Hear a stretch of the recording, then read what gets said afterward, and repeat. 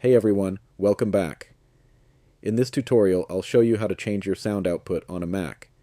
This is useful if you want to switch between your built-in speakers, AirPlay devices, or any external speakers you've connected. First, click the Apple icon in the top left corner of your screen and select System Settings. In the sidebar, scroll down and click Sound. Here you'll see two sections, Output and Input. Make sure you're on the Output tab. By default, your Mac will use the built-in speakers, like MacBook Pro speakers. But if you have other options available, such as AirPlay speakers, Sonos, or external speakers, they'll appear in the list. Simply click the device you want, and your Mac will send audio through it.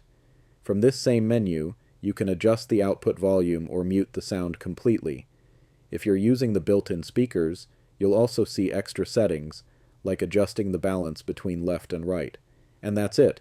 You now know how to quickly manage and customize your sound output on macOS. If this was helpful, don't forget to like the video and subscribe for more Mac tutorials. Thanks for watching.